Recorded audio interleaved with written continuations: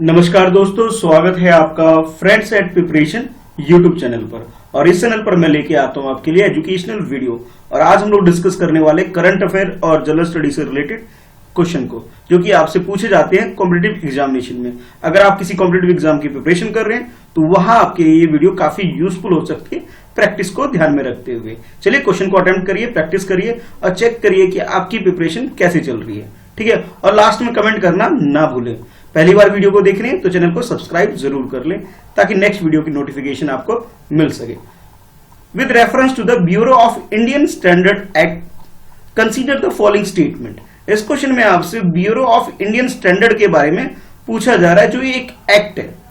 और इसके लिए आपको दो स्टेटमेंट दिए गए। ये फर्स्ट स्टेटमेंट है और उसके बाद ये सेकंड स्टेटमेंट है। और आपसे पूछा जा रहा है which of the statement given above are correct. तो करेक्ट स्टेटमेंट आपसे पूछा जा रहा है। तो पहले स्टेटमेंट पढ़ते हैं और उसके बाद देखते हैं कि करेक्ट स्टेटमेंट क्या हो सकता है। It provide for hallmarking of precious metal articles only, यानी कि ये जो BIS जिसे शॉर्ट में बोला जाता है, यानी कि ब्यूरो ऑफ इंडियन स्टैंडर्ड की तरफ से जो हॉलमार्क प्रोवाइड किया जाता है, ये सिर्फ प्रीशियस मेटल यानी कि आप गोल्ड सिल्वर की बात कर सकते हैं, सिर्फ उसके लिए हॉलमार्क प्रोवाइड किया जाता है according to option A statement 1। अगर हम सेकंड स्टेटमेंट की बात करें तो इसमें आपसे बोला जा रहा है there is a provision for the recall of the product that do not conform to the relevant Indian standard, यानी कि आप इसमें ये बोला जा रहा है कि इसके अंदर एक प्रोविजन रखा गया है जो कि ये रिकॉल कर सकता है कुछ प्रोडक्ट को, जो कि ये भी कंफर्म करता है कि कौन सा प्रोडक्ट रिलेवेंट नहीं है, यानी कि उसके अनुरूप नहीं है, उसके एक्यूरेट उसके हिसाब से नहीं है, स्टैंडर्ड के हिसाब से।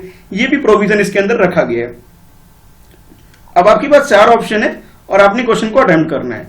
ऑप्शन ए में बोला जा रहा है फर्स्ट स्टेटमेंट करेक्ट है, बी में बोला जा रहा है सेकंड स्टेटमेंट करेक्ट है, सी में आपसे बोला जा रहा है बोथ 1 और 2 दोनों स्टेटमेंट करेक्ट है, और लास्ट ऑप्शन डी में आपसे बोला जा रहा है नाइदर 1 नॉर 2, इट मींस दोनों ही स्टेटमेंट गलत है। तो करेक्ट स्टेटमेंट क्या है, क्वेश्चन को अटेम्प्ट करिए। इस क्वेश्चन का जो करेक्ट आंसर है वो है ऑप्शन बी, यानी कि सेकंड स्टेटमेंट जो है सिर्फ वो करेक्ट है, फर्स्ट स्टेटमेंट गलत है। वो ऐसा कि जैसे आपको इसके अंदर बोला गया था कि फर्स्ट स्टेटमेंट के अंदर कि ये अलाउ करता है सिर्फ प्रीसियस मटेरियल के लिए, प्रोडक्ट के लिए नहीं, ऐसा नहीं है। ये सभी तरह के प्रोडक्ट, कोई भी प्रोडक्ट हो, हर प्रोडक्ट को ये अलाउ करता है, यानी कि आप बोल सकते हो मल्टीपल प्रोडक्ट्स के टाइप्स क्रिएट करके इसने अलाउ किया गया है कि हॉलमार्क सबको दिया जाता है। अच्छी क्वालिटी का प्रोडक्ट है तो उसे हॉलमार्क प्रोवाइड किया जाता है। अगर अच्छी क्वालिटी नहीं है इस प्रोडक्ट के अंदर तो फिर उसे उस हॉलमार्क को प्रोवाइड नहीं किया जाता है। यानी कि इसके अंदर ये दूसरा प्रोविजन भी है कि किसको हॉलमार्क प्रोवाइड करना है, किसको नहीं प्रोवाइड करना है। ये डिपेंड करता है उसके क्वालिटी के ऊपर और उसके रिपेयर और मेंटेनेंस वर्क को ध्यान में रखते हुए। यानी कि सेकंड स्टेटमेंट तो हमारा करेक्ट है, फर्स्ट स्टेटमेंट गलत है। गलत इसलिए क्योंकि ये सबको प्रोवाइड करता है हॉलमार्क। ठीक है, ये ऐसा कोई पर्टिकुलर रूल रेगुलेशन नहीं है कि ये गोल्ड सिल्वर जैसे प्रीसियस मेटल के ऊपर प्रोवाइड करेगा। करेक्ट आंसर आपके लिए जो हो गया वो ऑप्शन बी हो गया। नेक्स्ट क्वेश्चन में आपसे पूछा जा रहा है consider the following statement regarding small pox. Small pox जो कि एक डिसीज है, इसके रिगार्डिंग में आपसे ये क्वेश्चन पूछा जा रहा है। यहां भी आपके पास ये दो स्टेटमेंट है, स्टेटमेंट 1 ये है और इसके नीचे ये स्टेटमेंट सेकंड है। फर्स्ट ये वाला हो गया आपका और सेकंड आपके पास ये वाला हो गया। ठीक है, अब आपको क्वेश्चन अटेम्प्ट करना है, बताना कि करेक्ट आंसर इसका क्या है, स्टेटमेंट को ध्यान में रखते हुए। फर्स्ट स्टेटमेंट में बोला जा रहा है it is the non contagious disease caused by the variola virus. Variola virus के थ्रू ये डिसीज यानी कि स्मॉल पॉक्स फैलता है, जो कि एक नॉन कॉन्टेजियस नेचर का डिसीज है। स्टेटमेंट 1 में बोला जा रहा है। स्टेटमेंट 2 में आपसे बोला जा रहा है India has completely eradicated the smallpox in 2019, यानी कि 2019 जो लास्ट ईयर पास हुआ है अभी, उस ईयर के अंदर बोला गया कि ये स्मॉल पॉक्स डिसीज है हमारी कंट्री के अंदर, इसे पूरी तरह इरेडिकेट कर दिया गया, यानी इसे समाप्त कर दिया गया हमारी कंट्री के अंदर से। तो ये चार ऑप्शन है आपके पास, आपको बताना है करेक्ट स्टेटमेंट कौन सा है। ऑप्शन ए में बोला जा रहा है फर्स्ट स्टेटमेंट करेक्ट है, बी में बोला जा रहा है सेकंड स्टेटमेंट करेक्ट है, सी में आपसे बोला जा रहा है बोथ 1 2, यानी कि दोनों ही स्टेटमेंट करेक्ट है, और लास्ट ऑप्शन डी में आपसे बोला जा रहा है नाइदर 1 नॉर 2, इट मींस दोनों स्टेटमेंट क्या है, गलत है। तो करेक्ट स्टेटमेंट क्या है, चलिए क्वेश्चन को अटेम्प्ट करिए। तो इस क्वेश्चन का जो करेक्ट आंसर है वो डी है। डी का मतलब ये हुआ कि दोनों ही स्टेटमेंट आपको गलत दे दिया गया है। ठीक है, तो अब पहले फर्स्ट स्टेटमेंट की बात करते हैं। तो फर्स्ट स्टेटमेंट में आपसे बोला गया था ये जो डिसीज है स्मॉल पॉक्स, इसके बारे में बोला गया कि नॉन कॉन्टेजियस डिसीज है, ये गलत है। ये नॉन कॉन्टेजियस डिसीज नहीं है, बल्कि ये कॉन्टेजियस डिसीज है। और ये किससे फैलता है? वरीला वायरस के थ्रू ये फैलता है, इसे VARA भी शॉर्ट में बोला जाता है। ठीक है, यानी कि इसका मतलब ये हुआ कि फर्स्ट स्टेटमेंट हमारा बिल्कुल गलत हो गया। और ये फैलता कैसे? ये कफ के थ्रू, स्नीजिंग के थ्रू, ठीक है, फेस टू फेस कॉन्टेक्ट में जब हम किसी के आते हैं तो उसके थ्रू ये जो डिसीज है स्मॉल पॉक्स, ये ट्रांसमिट होता है one person to another person में।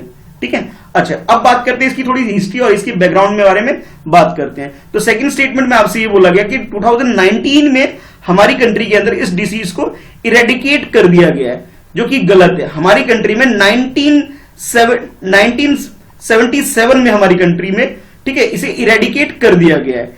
और 1796 में इस डिसीज के बारे में, इसके बारे में डिस्कवरी की गई थी, इसके बारे में वैक्सीन के बारे में।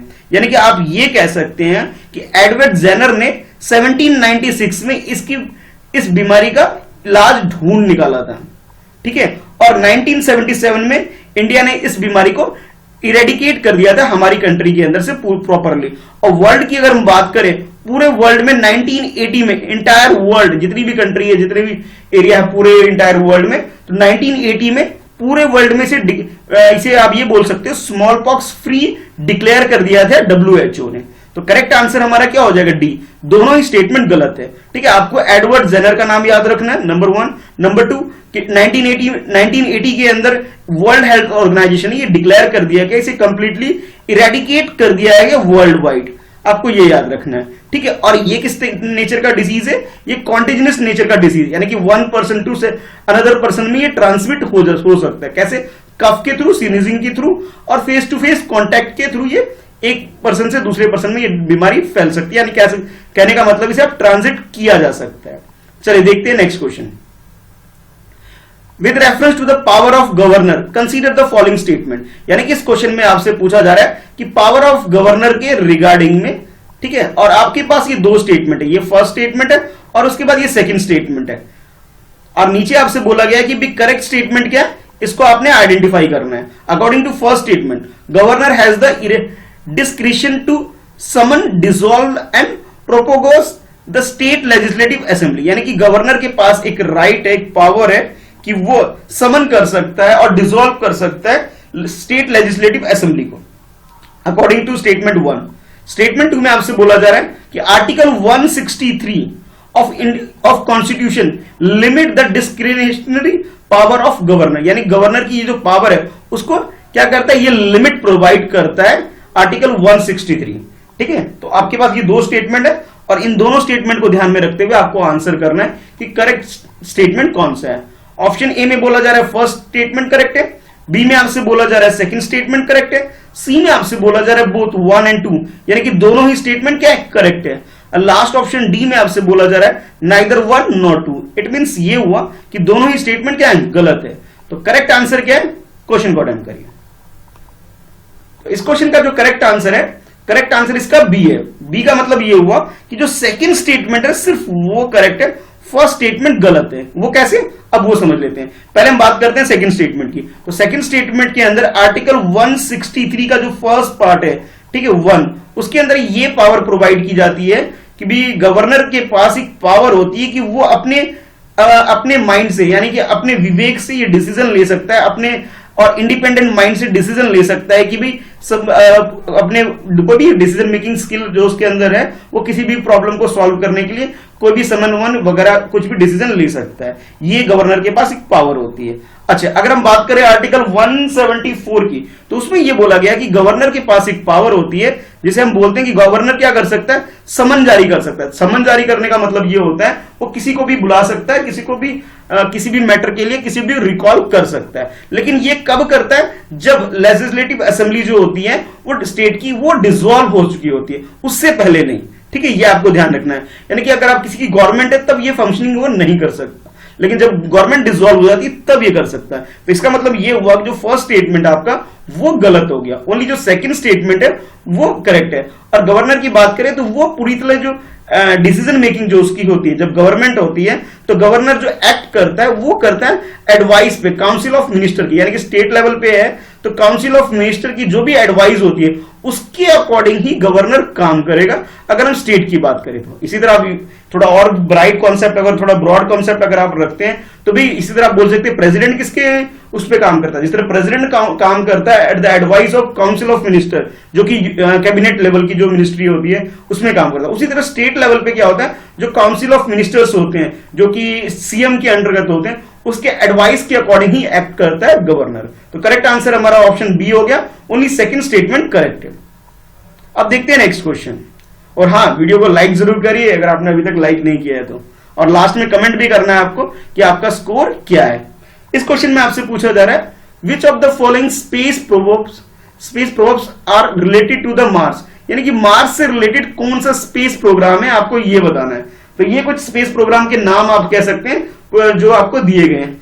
अल अमन, फर्स्ट क्या है अल अमन, सेकंड आपके पास है ताइनवेन गुआन, थर्ड आपके पास है फोवोस, और लास्ट में नेक्स्ट जो आपके पास जो स्पेस प्रोग्राम है वो आपके बारे में बोला गया प्री परसेवरेंस, ये फोर्थ है आपके पास। तो ये फोर आपके पास 1 2 ये 3 और ये 4 डिफरेंट स्पेस प्रोब्स है, यानी कि आप स्पेस से रिलेटेड लॉन्च जो सैटेलाइट वगैरह जो रिलेटेड जो कुछ जो लॉन्च हुए हैं उसके रिगार्डिंग में प्रोग्राम किए हुए हैं। आपको ये बताना है कि इस कोड को यूज करते हुए कौन सा प्रोग्राम बिल्कुल करेक्ट है। अगर हम बात करें मार्स को रिलेटेड, मार्स जो प्लैनेट है उसको ध्यान में रखते हैं आपको चूज करना है, उससे रिलेटेड कौन कौन सा ठीक है। तो आपके पास जो ऑप्शन है वो इस तरह से है। ऑप्शन ए में बोला जा रहा है फर्स्ट और सेकंड स्टेटमेंट करेक्ट है सिर्फ, बी में आपसे बोला जा रहा है second and fourth statement correct है, और उसके बाद सी स्टेटमेंट में आपसे बोला जा रहा है first second and fourth statement correct है, और लास्ट ऑप्शन डी में आपसे बोला जा रहा है कि सारे ही स्टेटमेंट यानी सारे ही नाम जो आपको दे रखे हैं प्रोग्राम के नाम जो गिवन है ये सारे करेक्ट है। तो आपके अकॉर्डिंग करेक्ट आंसर क्या है, क्वेश्चन को अटेम्प्ट कर लीजिए। तो इस क्वेश्चन का जो करेक्ट आंसर है वो है सी का मतलब ये हुआ 1 2 एंड 4 ये तीनों जो प्रोग्राम स्पेस प्रोग्राम जो लॉन्च हुए थे ये रिलेटेड किससे हैं, ये सारे रिलेटेड है मार्स से। अब सिर्फ थर्ड को छोड़ के, तो थर्ड का मतलब ये हुआ कि फोवोस जो प्रोग्राम था ये मार्स से रिलेटेड नहीं है, बल्कि ये किससे रिलेटेड है, 2 मून्स ऑफ मार्स, मार्स के जो 2 मून है, जैसे हमारे अर्थ के 2 सिंगल मून है उसी तरह मार्स के 2 मून है, तो उस मून के मतलब मार्स के जो मून है उससे रिलेटेड फोवोस है। बाकी जितने भी हैं यानी कि अल अमन बोल लीजिए, अल अमन जो कि यूनाइटेड अरब एमिरेट यानी कि आप ये बोल सकते हैं यूएई का जो प्रोग्राम है जिसका एक और नाम होप है, ये रिलेटेड किससे है, मार्स से रिलेटेड है। इसके अलावा अगर हम बात करें ताइनवेन 1 की, तो ये चाइना का प्रोग्राम है जो रिसेंटली अभी लॉन्च किया गया है। और नासा की बात करें तो नासा ने परसेवरेंस जो ये प्रोग्राम है ये नासा ने लॉन्च किया है, ठीक है। यानी कि 2020 में जो लॉन्च हुए ये दोनों ये सारे के सारे क्या है 2020 में लॉन्च हुए गए ये सारे प्रोग्राम्स है जो कि मार्स की तरफ छोड़े गए हैं। तो करेक्ट आंसर जो हमारा हो गया, करेक्ट आंसर हमारा हो गया ऑप्शन सी, यानी कि first second and fourth. Third वाला नहीं है, थर्ड वाला मार्स से रिलेटेड नहीं है, मार्स के मून से रिलेटेड है जो उसके 2 मून है। अच्छा, आपके लिए क्वेश्चन ये रहेगा कि आपको ये बताना है कि मार्स के जो 2 मून्स है उनके नाम बताने हैं आपको, वो क्या क्या है, ठीक है। हमारे वाले का तो पता है चंदा मामा बोलते हो, मैं वो पूछूंगा नहीं, आपसे पूछ रहा हूं मार्स के बारे में बताइए, मार्स के जो 2 मून्स है उसके नाम क्या क्या है, ठीक है। ये आपके लिए क्वेश्चन रहेगा। चलिए देखते हैं नेक्स्ट क्वेश्चन। नेक्स्ट क्वेश्चन में आपसे पूछा जा रहा है with reference to the dare to dream 2.0, ठीक है। ये एक प्रोग्राम है जिससे रिलेटेड आपसे ये क्वेश्चन पूछा जा रहा है कि consider the following statement, statement 1 ये है और स्टेटमेंट 2 ये वाला है। ये 2 स्टेटमेंट को ध्यान में रखते हुए आपको ये बताना है कि करेक्ट स्टेटमेंट क्या है। तो फर्स्ट स्टेटमेंट में आपसे बोला जा रहा है it is a innovation contest launch by the Indian space research organisation, यानी कि आप शॉर्ट में बोल सकते हो इसरो ने इसे लॉन्च किया। एक इनोवेशन कॉन्टेस्ट है जो कि इसरो कंडक्ट करा रही है अंडर आत्मनिर्भर भारत। अभी रिसेंटली जो चाइना प्रोडक्ट को जो हम लोग बाइकआउट कर रहे हैं, ठीक है, उसे ध्यान में रखते हुए हमारी कंट्री में आत्मनिर्भर भारत प्रोग्राम लॉन्च किया गया, ठीक है। उसके अंदर ये बोला जा रहा है कि डेयर टू ड्रीम 2.0 ये प्रोग्राम यानी कि कॉन्टेक्स्ट लॉन्च किया गया इसरो के द्वारा। स्टेटमेंट 1 ये है। स्टेटमेंट 2 में आपसे बोला जा रहा है it aim to promote innovators and startups, यानी कि ये जो डेयर टू ड्रीम है इसके थ्रू इनोवेटर को और स्टार्टअप्स जो भी करना, यानी कि आप बोल सकते हो फ्रेश ग्रेजुएट है जो कि किसी भी फील्ड से रिलेटेड हो, फ्रेश ग्रेजुएट है, वो कोई स्टार्टअप करना चाहते हैं, कोई इनोवेशन करना चाहते हैं, तो उनको एक तरह से मोटिवेट करने के लिए इस तरह का प्रोग्राम लॉन्च किया गया जो किससे रिलेटेड है, डिफेंस और एरोस्पेस टेक्नोलॉजी से रिलेटेड है। ये सेकंड स्टेटमेंट आपके लिए बोला गया है। अब आपको ये बताना है कि करेक्ट स्टेटमेंट क्या है। ऑप्शन ए में बोला जा रहा है फर्स्ट स्टेटमेंट करेक्ट है, बी में बोला जा रहा है सेकंड स्टेटमेंट करेक्ट है, और सी में आपसे बोला जा रहा है बोथ 1 and 2 यानी कि दोनों ही स्टेटमेंट करेक्ट है। लास्ट ऑप्शन डी में आपसे बोला जा रहा है नाइदर 1 nor 2, इट मींस दोनों स्टेटमेंट गलत है। तो करेक्ट क्या है, क्वेश्चन को अटेम्प्ट करके आंसर करिए। तो इस क्वेश्चन का जो करेक्ट आंसर है वो है बी ऑप्शन, यानी कि सिर्फ सेकंड स्टेटमेंट करेक्ट है, फर्स्ट स्टेटमेंट गलत है। गलत क्यों, वो ये समझ लेते हैं। अभी मैंने आपको जो फर्स्ट स्टेटमेंट दिया था उसमें मैंने बोला था ये इसरो के द्वारा ये कॉन्टेस्ट है, ठीक है, जबकि ये इसरो का कॉन्टेस्ट ना होकर के ये किसका है, डीआरडीओ का है। अच्छा, एक क्वेश्चन आपके लिए छोटा सा ये रहेगा, कई बार मैं पूछ भी चुका हूं पहले कि भाई ये इसरो में और डीआरडीओ में क्या डिफरेंस है, ये दोनों अलग अलग क्यों है, या एक जैसा एक के पार्ट है, क्या है, या डिफरेंस है दोनों के बीच में, ये बताना कि भाई क्या, मतलब कई बार कॉन्सेप्ट आपको सिमिलर लगेंगे तो इनमें सिमिलैरिटी क्या है और डिफरेंस क्या है, आपको ये बताना चाहिए इन दोनों के बारे में। अच्छा, अब ये जो प्रोग्राम लॉन्च किया गया है, ये जो लॉन्च किया है डेयर टू ड्रीम 2.0, ये हमारे कंट्री में जो प्रेसिडेंट थे, ठीक है, यानी कि doctor APJ Abdul Kalam sir जब ये थे, तो इनके जो अभी डेथ एनिवर्सरी थी उस बिहार पर इसे लॉन्च किया गया। यानी कि अभी जो 5th डेथ एनिवर्सरी थी हमारे कलाम सर की, तो उनको ध्यान में रखते हैं, उनके रिस्पेक्ट को मार्क करने के लिए ये कॉन्टेस्ट लॉन्च किया गया था, जिसके अंदर ये बोला गया कि ये जो कंडक्ट कराया जा रहा है ये इसरो के द्वारा नहीं, डीआरडीओ के द्वारा कंडक्ट किया जा रहा है, जिसमें कोई भी अगर इनोवेशन करता है, इनोवेशन के लिए यानी कि आप ये बोल सकते हैं कोई भी इनोवेटर्स हैं उनके लिए, और जो भी स्टार्टअप्स करना चाह रहे हैं तो उनको भी एक तरह से कैश प्राइज दी जाती है, एक तरह से इनोवेशन के लिए, एक मोटिवेशन रखने के लिए उन्हें। अगर वो कोई स्टार्टअप कंपनी है, ठीक है, अगर वो कंपनी है तो उसे 10 लाख तक का प्राइज दिया जाएगा। अगर वो कोई इंडिविजुअल काम कर रहा है ऐसा तो उसे 5 लाख तक का कैश प्राइज दिया जाएगा विनर्स को। तो ये एक कॉन्टेस्ट है जो कि डीआरडीओ कंडक्ट कर रही है, और किस फील्ड में कर रही है, ये डिफेंस और एरोस्पेस टेक्नोलॉजी के फील्ड में की जा रही है हमारी कंट्री के अंदर। तो करेक्ट आंसर हमारा ऑप्शन बी हो गया, ओनली सेकंड स्टेटमेंट करेक्ट है, फर्स्ट स्टेटमेंट गलत है, ठीक है। तो आप कमेंट करके बताइए कि आपका स्कोर क्या है, और जो मैंने क्वेश्चन पूछा आपसे कि भाई इसरो और डीआरडीओ का डिफरेंस क्या है या इनमें सिमिलैरिटी क्या है, आपने ये बताना है। इसके अलावा मैंने आपसे पूछा था कि मार्स जो है, मार्स के जो 2 मून्स है, ठीक है, दोनों मून के बारे में आपको बताना है, उनका नाम क्या है, ठीक है। ये 2 क्वेश्चन रहेंगे आपके लिए। कुछ और डाउट हो तो आप कमेंट करके नीचे पूछ सकते हैं। चलिए फिर मिलते हैं नेक्स्ट वीडियो में, ठीक है। अभी तक अगर आपने सब्सक्राइब नहीं किया है मेरा चैनल फ्रेंड्स एट प्रिपरेशन तो सब्सक्राइब कर लीजिए, वीडियो को लाइक करिए जाइएगा और अपने ज्यादा से ज्यादा दोस्तों में से शेयर करिएगा।